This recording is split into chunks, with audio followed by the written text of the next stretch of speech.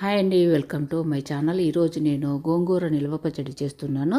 గోంగూర నిల్వ పచ్చడి అనేది మనము వేడివేడి అన్నంలో కొద్దిగా నెయ్యి వేసుకొని తిన్నామంటే చాలా సూపర్గా ఉంటుందండి. తప్పకుండా ట్రై చేయండి.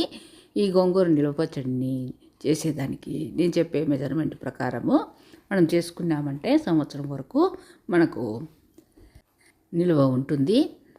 ముందుగా గోంగూరను నేను 2 కట్టలు తీసుకునేసి శుభ్రంగా ఒలుచుకునేసి మంచినీళ్ళతో ఒక 3 సార్లు కడిగానండి. దానికి ఇసుక ఉంటుంది కనుక. ఇది కొలత ప్రకారం అయితే 500 గ్రామ్స్ ఉందండి. అదేవిధంగా మనము దేంతో కొలతగా తీసుకున్నామో ఒకవేళ గిన్నెను తీసుకునేట్లయితే దాంతోనే మనం తీసుకోవాలండి. నేను గ్రామ్స్ లెక్క చెప్తున్నాను. 500 గ్రామ్స్ ఈ గోంగూరను తీసుకున్నానండి. మనం శుభ్రంగా కడిగిన గోంగూరను తడి లేకుండా కాటన్ క్లాత్ మీద ఆరబెట్టేసి తర్వాత ఫ్యాన్ గాలికి ఒక 10 నిమిషాల పాటు ఆరనివ్వాలండి. తడి అనేది ఉండకూడదు. తడి అనేది లేకపోతేనే మనము నిల్వ చేయటం కదండి. కాబట్టి తడి లేకుండా ఆరనివ్వాలి. ఇలా ఆరబెట్టిన గోంగూరను తర్వాత ఆవాలు, జీలకర్ర, మెంతులు కూడా ఈ విధంగా వేయించుకున్నాను. ఆవాలు 2 స్పూన్లు, మెంతులు 1/2 స్పూను, జీలకర్ర 1 స్పూను వేసుకుని వేయించుకున్నాను. 500 గ్రామ్స్ గోంగూరకు నేను ఇక్కడ చూపిస్తున్నాను చూడండి. 1 కప్పు ఆయిల్ అనేది తీసుకున్నాను. తర్వాత కారం అనేది నేను 100 గ్రామ్స్ తీసుకున్నానండి. 50 గ్రామ్స్ సాల్ట్ తీసుకున్నాను. తర్వాత 1 కప్పు ఆయిల్, వేరుశనగ నూనె తీసుకున్నాను. తర్వాత 2 టేబుల్ స్పూన్లు ఆవాలు, 2 టేబుల్ స్పూన్లు జీలకర్ర, పచ్చి శనగబ్యాళ్ళు అనేది 2 టేబుల్ స్పూన్లు, పచ్చి కరివేపాకు కూడా 1 గుప్పెడు.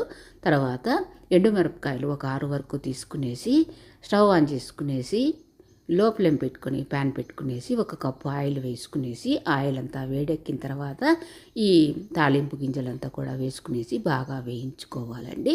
వెల్లుల్లి రెబ్బలు అనేది నేను ఒక 25 వరకు తీసుకునేసి ఇవంతా బాగా పచ్చిశనగపప్పు అంతా కూడా బాగా వేగిన తర్వాత కావాలంటే మినపప్పు కూడా వేసుకోవచ్చండి. నేను పచ్చిశనగపప్పు మాత్రమే వేసాను. ఆవాలు, జీలకర్ర, పచ్చిశనగపప్పు వేసిన తర్వాత ఎండుమిరపకాయలు, పచ్చికరివేపాకు వేసుకునేసి వెల్లుల్లి రెబ్బలు అనేది నేను ఒక 25 వరకు తీసుకునేసి వాటిని కూడా వేస్తున్నానండి. వెల్లుల్లి రెబ్బలు వేసిన తర్వాత స్టవ్ ఆఫ్ చేసేసి మనం పక్కకు దించేసుకోవాలి. మనం ముందుగా ఆరబెట్టిన గోంగూరను మనము మెజర్మెంట్ ప్రకారము తీసి పక్కన పెట్టుకోవాలి. తర్వాత ఇలాగ పోపు అంతా వేసుకున్నాం కదండి. స్టవ్ ఆఫ్ చేసేసిన తర్వాత కారము, తర్వాత మనము మెంతులు, తర్వాత ఆవాలు, జీలకర్ర పొడి చేసి పెట్టుకునేది, తర్వాత సాల్ట్ కూడా ఈ పోపులోనే వేసుకునేసి బాగా కలుపుకోవాలండి. స్టవ్ ఆఫ్ చేసిన తర్వాతనే మనం వేసుకోవాలి. తర్వాత 1 స్పూను పసుపు కూడా వేసుకునేసి బాగా కలుపుకునేసి పక్కన పెట్టేసుకోవాలి. తర్వాత మనము గోంగూరను అనేది తడి లేకుండా చూసుకోవాలండి. తడి అనేది ఉంటే మనకు ఈ గోంగూర పచ్చడి అనేది నిల్వ ఉండదు. కాబట్టి మనము తడి లేకుండా చూసుకోవాలి. ఇలాగా మనము తాలింపులో ఇవంతా కూడా వేసిన తర్వాత కారము, సాల్టు, ఆవు పొడి అంటే ఆవాలు, జీలకర్ర, మనము మెంతులు కూడా పొడి చేసుకున్నాం కదండి. దాన్ని కూడా వేసిన తర్వాత ఈ ఆయిల్లో అంతా కూడా తాలింపులో కలిసే విధంగా బాగా కలుపుకునేసి పక్కన పెట్టేసుకోవాలి. బాగా ఆరిపోయిన గోంగూరను తీసుకునేసి మనము స్టవ్ ఆన్ చేసుకునేసి లో ఫ్లేమ్ పెట్టుకునేసి తలసరి కడాయి పెట్టుకునేసి ఒక 3 టేబుల్ స్పూన్స్ ఆయిల్ వేసుకొని ఆయిల్ అంతా వేడెక్కిన తర్వాత బాగా తడి లేకుండా ఆరిన గోంగూరను తీసుకునేసి మనము కడాయిలో వేసుకునేసి పెద్ద నిమ్మకాయ అంత సైజు చింతపండును తీసుకోవాలండి. గోంగూరలో ఒకవేళ పులుపుదనము ఒకవేళ తక్కువగా అనిపిస్తే మనము ఇంకా కొంచెం ఎక్కువగా కూడా తీసుకోవచ్చు. ఇది గ్రామ్స్లో అయితే ఒక 60 గ్రామ్స్ అనేది ఉంటుందండి, లేదా 50 లేదా 60 గ్రామ్స్ ఉంటుంది.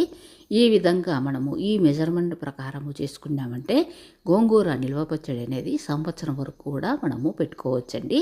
ఈ విధంగా మనము లో ఫ్లేమ్లోనే బాగా కలుపుకుంటూ గోంగూరను ఉంటే ఈ విధంగా మనకు దగ్గర పడుతుంది. ఇలాగా దగ్గర పడిన తర్వాత బాగా మగ్గిపోయిన తర్వాత స్టవ్ ఆఫ్ చేసి చల్లారినాక మిక్సీ జార్లో వేసుకోవాలండి.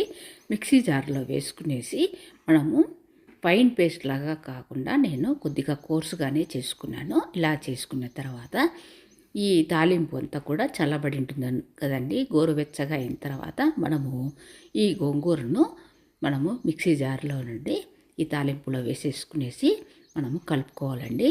అంతే అండి, చాలా ఈజీగా చేసుకోవచ్చు. కానీ మనము గోంగూర అనేది తడి లేకుండానే మనము చేసుకుంటే ఇది నిలువ ఉంటుంది.